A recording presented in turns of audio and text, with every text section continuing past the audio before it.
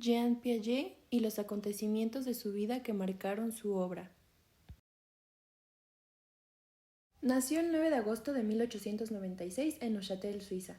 Fue hijo de un padre académico con actitud crítica que se había dedicado principalmente a la literatura medieval. Él fue su principal inspiración y quien lo indujo al campo del trabajo sistematizado. De la misma forma menciona la inteligencia y bondad de su madre, que fue de influencia en sus intereses, pero no tenía una relación del todo buena con ella. Desde una edad muy temprana mostró distintos intereses, pero entre los 10 y 11 años, después de entrar al colegio latino, escribió un artículo que fue publicado por el periódico de Historia Natural del lugar donde nació.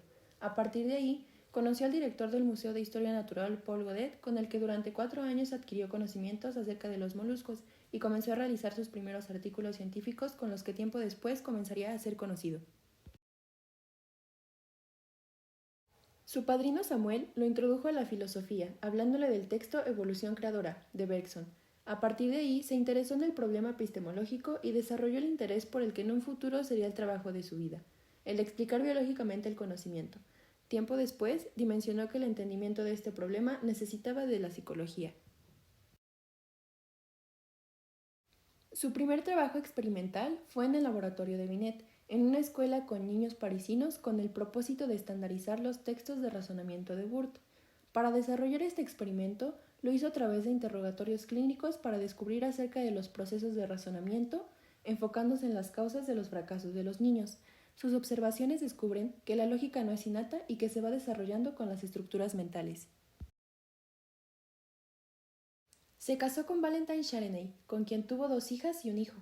Además de estar casados, Valentine fue su colaboradora al participar en uno de sus trabajos, observando las reacciones a cierto tipo de experiencias a los que sometían a sus hijas.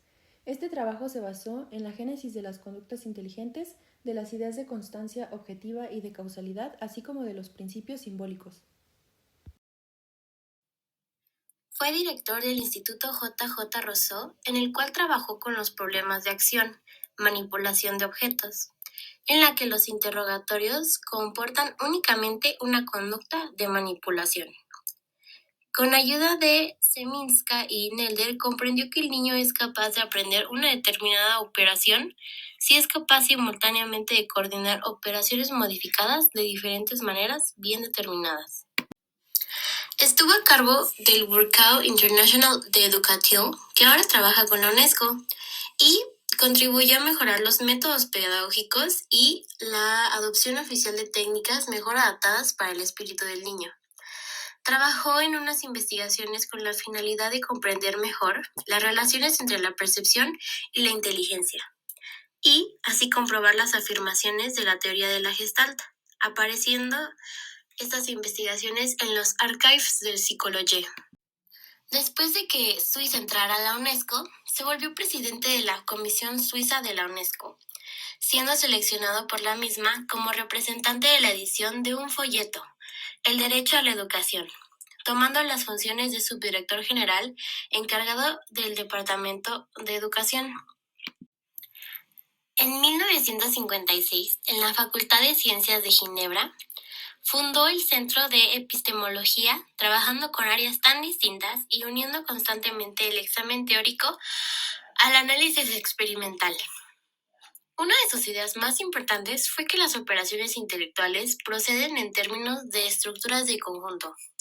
Sus raíces son a las vez orgánicas, psicológicas y sociales, yendo hasta la misma morfogénesis biológica.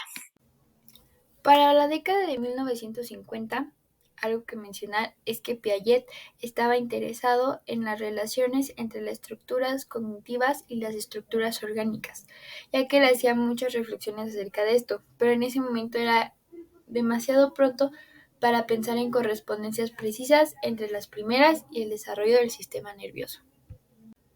En su obra Biología y Conocimiento habla sobre los problemas que se habían encontrado en el estudio de la inteligencia. Piaget fue sujeto a muchas críticas cuando comenzó a hablar sobre el lenguaje del niño en sus primeros trabajos, también en su representación del mundo y su noción de la causalidad, pero después Piaget tuvo avances durante 10 o 15 años en las reacciones preparatorias y operatorias del infante, dándose oportunidad al reemprendimiento de sus investigaciones y logrando crear críticas útiles hacia la búsqueda de explicaciones e hipótesis planteadas por los autores que habían tomado dichas investigaciones. Piaget decía que la acción consistía en modificar lo real y no imitarlo, por lo que a los infantes había que atribuirles una capacidad de invención y de reinvención.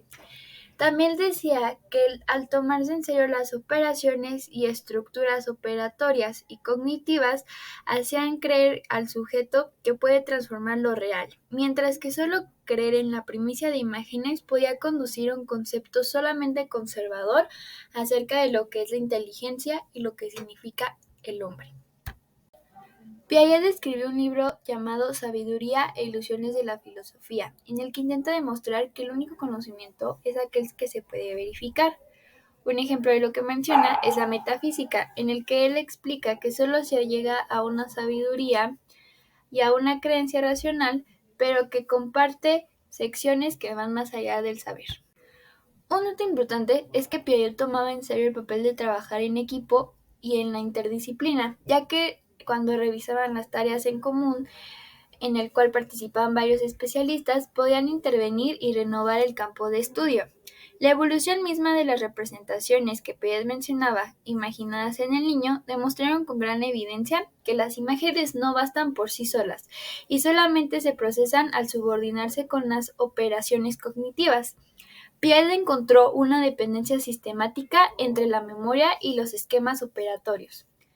Y también definió que la causalidad es la operación atribuida a los objetos y no simplemente aplicadas en ellos.